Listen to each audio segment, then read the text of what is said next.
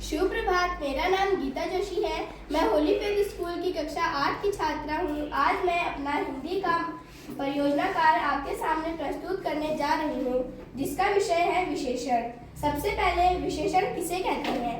संज्ञा या सर्वनाम की विशेषता बताने वाले शब्दों को विशेषण कहते हैं, जैसे लंबा, काला, लाल आदि। विशेषण 4 प्रकार के होते हैं। पहला सार्वनामिक विशेषण, दूसरा गुणवाचक विशेषण, तीसरा संख्यावाचक विशेषण और चौथा परिमाणवाचक विशेषण। सबसे पहले सार्वनामिक विशेषण किसे कहते हैं? जो सर्वनाम शब्द संज्ञा शब्दों से पहले आकर विशेषण का काम करते हैं, उन्हें सार्वनामिक विशेषण कहते हैं। जैसे इस फूल पर तितली बैठी है, इसमें इस सार्वनामिक विशेषण है, और यह घर मेरा है, इसमें यह सार्वनामिक विशेषण है। दूसरा गुणवाचक विशेषण, जो विशेषण शब्द संज्ञा या सर्वनाम के गुण, दोष, स्वाद, आकार, स्थान आदि का बोध कराते हैं, उन्हें गुणवाचक विशेषण कहते हैं। जैसे लोमड़ी चालाक है, इसमें चालाक गुणवाचक विशेषण है, और यह गुलाब लाल है, इसमें लाल गुणवाचक विशेषण है। तीसरा संख्यावाचक विशेषण, जो विशेषण शब्द संज्ञा या सर्वनाम की संख्या का बोध कराते हैं, उन्हें संख्यावाचक विशेषण कहते हैं। जैसे बगीचे में 2 पेड़ हैं, इसमें 2 संख्यावाचक विशेषण है, और 3 बच्चे दौड़ रहे हैं, इसमें 3 संख्यावाचक विशेषण है। चौथा परिमाणवाचक विशेषण, जो विशेषण शब्द संज्ञा या सर्वनाम की माप तोल बताते हैं, उन्हें परिमाणवाचक विशेषण कहते हैं। जैसे मैंने 1 मीटर कपड़ा खरीदा, इसमें 1 मीटर परिमाणवाचक विशेषण है, और गिलास में थोड़ा पानी है, इसमें थोड़ा परिमाणवाचक विशेषण है। धन्यवाद। सुप्रभात सभी को। मेरा नाम अंशिका जोशी है। मैं कक्षा 8 की छात्रा हूँ। आज मैं आप सभी के सामने में अपना हिंदी का परियोजना कार्य प्रस्तुत करने जा रही हूँ, जिसका विषय है वचन बदलो। पहला वचन, शब्द के जिस रूप से एक या एक से अधिक होने का बोध होता है, उसे वचन कहते हैं। वचन के 2 भेद होते हैं, एक वचन, बहुवचन। पहला एक वचन, शब्द के जिस रूप से किसी एक वस्तु, पदार्थ, प्राणी या व्यक्ति का बोध होता है, उसे एक वचन कहते हैं। जैसे केला, टोपी, मित्र, गुड़िया। दूसरा बहुवचन, शब्द के जिस रूप से किसी एक से अधिक वस्तुओं, प्राणियों, पदार्थों या व्यक्तियों का बोध होता है, उसे बहुवचन कहते हैं। जैसे केले, टोपियाँ, मित्रगण, गुड़ियाँ, खिड़कियाँ। कैसे हम एक वचन से बहुवचन कैसे बदल सकते हैं? लड़की, लड़कियाँ, केला, केले, टोपी, टोपियाँ, मित्र, मित्रगण। धन्यवाद। सुप्रभात, मेरा नाम गौरव जोशी है। मैं कक्षा 8 का होलीफेथ विद्यालय का छात्र हूँ, और आज मैं आपको अपने परियोजना कार्य के साथ आपके समक्ष उपस्थित हुआ हूँ, जिसका मुख्य विषय है संज्ञा। सबसे पहले संज्ञा किसे कहते हैं? जो शब्द हमें किसी व्यक्ति, वस्तु, स्थान, भाव आदि के नाम का बोध कराते हैं, उन्हें संज्ञा कहते हैं। जैसे गाड़ी, घोड़ा, लाल किला, ताजमहल आदि। संज्ञा के मुख्यतः 3 भेद होते हैं। सबसे पहला होता है व्यक्तिवाचक संज्ञा। जो संज्ञा शब्द किसी विशेष व्यक्ति, वस्तु, स्थान आदि का बोध कराते हैं, उन्हें व्यक्तिवाचक संज्ञा कहते हैं। यहाँ पर उदाहरण के लिए चंद्रशेखर आजाद महान देशभक्त थे। इसमें चंद्रशेखर आजाद व्यक्तिवाचक संज्ञा है, और लाल किला देखने बहुत लोग आते हैं, इसमें लाल किला व्यक्तिवाचक संज्ञा है। दूसरा जातिवाचक संज्ञा, जो संज्ञा शब्द एक ही जाति के सभी व्यक्तियों, प्राणियों, वस्तुओं या माओं का बोध कराते हैं, उन्हें जातिवाचक संज्ञा कहते हैं। उदाहरण के लिए नदी में जल बह रहा है, इसमें नदी जातिवाचक संज्ञा है, और बच्चे पार्क में खेल रहे हैं, इसमें बच्चे जातिवाचक संज्ञा है। और आखिरी है भाववाचक संज्ञा। जो संज्ञा शब्द किसी व्यक्ति या वस्तु के गुण, दोष, अवस्था, भाषा या आदि का बोध कराते हैं उन्हें भाववाचक संज्ञा कहते हैं। उदाहरण के लिए कौवे को प्यास लगी है, इसमें प्यास भाववाचक संज्ञा है। माँ ममता का भंडार होती है, इसमें ममता भाववाचक संज्ञा है। और आखिरी है शिक्षा बच्चों को समर्थ बनाती है, इसमें शिक्षा भाववाचक संज्ञा है। धन्यवाद। सुप्रभात दोस्तों, मेरा नाम ऋषभ बिष्ट है। मैं होली फेथ विद्यालय से कक्षा 8 का छात्र हूँ और आज मैं यहाँ अपने परियोजना कार्य के साथ उपस्थित हुआ हूँ जिसका विषय है संधि।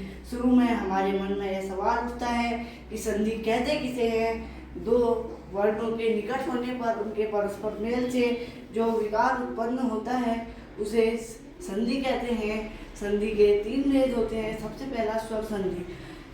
दो स्वरों का स्वर से मिलने पर जो परिवर्तन उत्पन्न होता है उसे स्वर संधि कहते हैं। स्वर संधि के अंदर अन्य 5 अलग अलग प्रकार की संधियाँ आती हैं।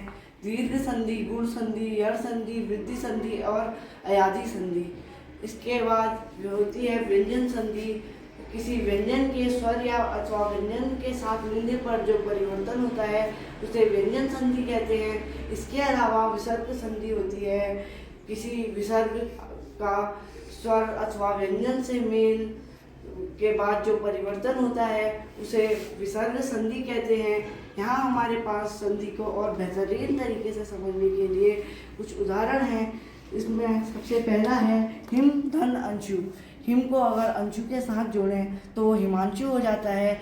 यहाँ अ की मात्रा अ के साथ मिलने पर आ हो जाता है। और अगला है कृप धन आर्थ, जो मिलने पर कृपार्थ बनता है। हरि धन ईशा, ईश मिलके हो जाता है हरीश। एवं रमाधन इंद्र के साथ मिलने पर रमेंद्र बनता है। इसके बाद सदा धन एव मिलकर सदैव हो जाता है। और निधन अल के साथ मिलने पर नयन हो जाता है। धन्यवाद।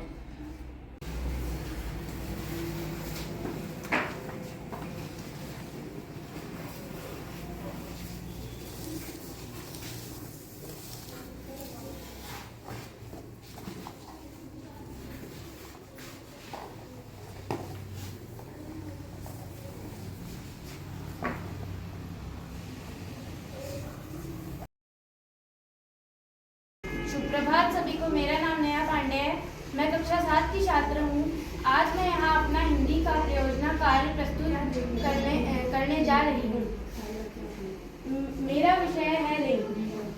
शब्द का वह रूप जिससे स्त्री या पुरुष जाति का बोध होता है उसे लिंग कहते हैं, जैसे माता, पिता, भाई, बहन आदि। लिंग के 2 भेद होते हैं, स्त्रीलिंग और पुल्लिंग। स्त्रीलिंग स्त्री जाति का बोध कराने वाले शब्द को स्त्रीलिंग कहते हैं, जैसे माता, बहन, पड़ोसन आदि। पुल्लिंग पुरुष जाति का बोध कराने वाले शब्दों को पुल्लिंग कहते हैं, जैसे पिता, भाई, पड़ोसी आदि। जैसे माता, पिता,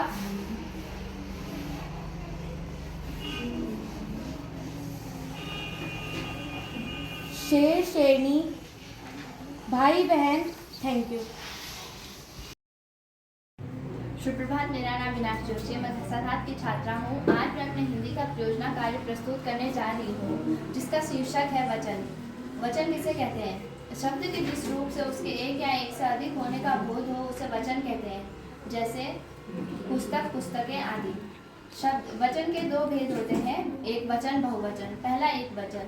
शब्द के जिस रूप से एक ही प्राणी, वस्तु, व्यक्ति का बोध हो उसे एक वचन कहते हैं, जैसे लड़की, कमरे आदि। दूसरा बहुवचन। शब्द के जिस रूप से उसके एक से अधिक व्यक्तियों, वस्तुओं, प्राणियों का बोध हो उसे बहुवचन कहते हैं, जैसे कमरे, पुस्तकें आदि। अपना कार्य के माध्यम से आपको कुछ उदाहरण बताऊंगी। सबसे पहले पुस्तकें, दूसरा नदियाँ, तीसरा चिड़िया, चौथा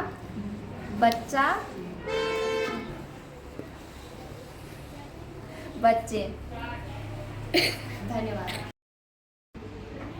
सुप्रभात, मेरा नाम जतिन तिवारी है। मैं कक्षा 7 का छात्र हूँ। आज मैं आपके सामने अपना हिंदी का परियोजना कार्य प्रस्तुत कर रहा हूँ। मेरा हिंदी का परियोजना कार्य विशेषण है। विशेषण किसे कहते हैं? जो शब्द संज्ञा या सर्वनाम की विशेषता बताते हैं उन्हें विशेषण कहते हैं। जैसे लाल, मीठा, एक, कुछ आदि। विशेषण के भेद। विशेषण के 4 भेद होते हैं: गुणवाचक विशेषण, संख्यावाचक विशेषण, परिमाणवाचक विशेषण, सार्वनामिक वाचक विशेषण। गुणवाचक विशेषण।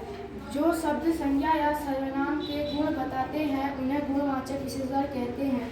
जैसे भूरी बिल्ली दूध पी गई। दूसरा संख्यावाचक विशेषण। जो शब्द संज्ञा या सर्वनाम की संख्या बताते हैं उन्हें संख्यावाचक विशेषण कहते हैं। जैसे 5 लड़के खेल रहे हैं। तीसरा परिमाणवाचक विशेषण। जो शब्द संज्ञा या सर्वनाम की परिमाण का बोध कराते हैं उन्हें परिमाणवाचक विशेषण कहते हैं। जैसे कंचन आधा लीटर तेल लाई। तीसरा सार्वनामिक विशेषण। जो शब्द संज्ञा या सर्वनाम की सार्वनामिक बताते हैं उन्हें सार्वनामिक विशेषण कहते हैं। जैसे यह विद्यालय मेरा है। अच्छा जतिन, आप मुझे बताइए, इसमें आपने गुणवाचक विशेषण का उदाहरण मुझे बताया, तो आप इसमें बता सकते हैं कि इसमें गुणवाचक शब्द क्या है? इसमें गुणवाचक शब्द भूरी है क्योंकि इसमें बिल्ली की विशेषता बताई गई है। Very good. इसमें संख्यावाचक कौन सा शब्द है? इसमें संख्यावाचक 5 है क्योंकि इसमें लड़कों की संख्या बताई गई है। ठीक है। इसमें सार्वनामिक विशेषण में कौन सा शब्द सार्वनामिक है? इसमें यह शब्द सार्वनामिक है क्योंकि इसमें विद्यालय मेरा है यह कहा गया है। इसके अलावा और कौन से शब्द होते हैं सार्वनामिक? यह, वे, मेरा आदि। इसमें परिमाणवाचक विशेषण में कौन सा शब्द है? इसमें लीटर परिमाणवाचक है क्योंकि इसमें तेल की मात्रा लीटर में दी गई है। जैसे लीटर की जगह मीटर, किलोमीटर आदि भी कह सकते हैं। वेरी। सुप्रभात, मेरा नाम समीर अहमद है। मैं कक्षा 7 का छात्र हूँ। मैं आप सभी के सामने अपना हिंदी का परियोजना कार्य प्रस्तुत कर रहा हूँ। मेरे परियोजना कार्य का विषय है संज्ञा। संज्ञा किसे कहते हैं? किसी व्यक्ति, प्राणी, वस्तु, स्थान, भाव के नाम को संज्ञा कहते हैं। उदाहरण पेशा, नगर, पढ़ाई आदि। संज्ञा के 5 भेद होते हैं। पहला व्यक्तिवाचक संज्ञा। व्यक्तिवाचक संज्ञा किसी विशेष व्यक्ति, वस्तु अथवा स्थान के नाम का बोध कराने वाले शब्दों को व्यक्तिवाचक संज्ञा कहते हैं। जैसे उदाहरण सूरदास, मानव गीता आदि। और दूसरा है जातिवाचक। किसी व्यक्ति, प्राणी, वस्तु अथवा स्थान की संपूर्ण जाति का बोध कराने वाले शब्दों को जातिवाचक संज्ञा कहते हैं। उदाहरण माता, तोता, पिता आदि। और तीसरा है भाववाचक संज्ञा। किसी व्यक्ति, वस्तु, प्राणी अथवा स्थान का गुण, दोष, भाव, अवस्था आदि का बोध कराने वाले शब्दों को भाववाचक संज्ञा कहते हैं। उदाहरण हिंसा, बड़प्पन, वीरता आदि। और चौथा है द्रव्यवाचक संज्ञा। जो शब्द किसी धातु, द्रव्य अथवा पदार्थ का बोध कराते हैं उन्हें द्रव्यवाचक संज्ञा कहते हैं। उदाहरण गेहूँ, सोना, चांदी आदि। और पांचवा है समुदायवाचक। जो शब्द किसी व्यक्ति, प्राणी अथवा वस्तु के समुदाय या समूह का बोध कराते हैं उन्हें समुदायवाचक या समूहवाचक कहते हैं। उदाहरण गुच्छा, झुंड, कक्षा आदि। धन्यवाद। अच्छा, ये बताइए 3 भेद होते हैं। कौन कौन से? व्यक्तिवाचक, जातिवाचक और भाववाचक। और सामान्यतः कितने होते हैं? सामान्यतः द्रव्यवाचक और समुदायवाचक। हाँ, टोटल मिला के कितने हो गए? 5 भेद।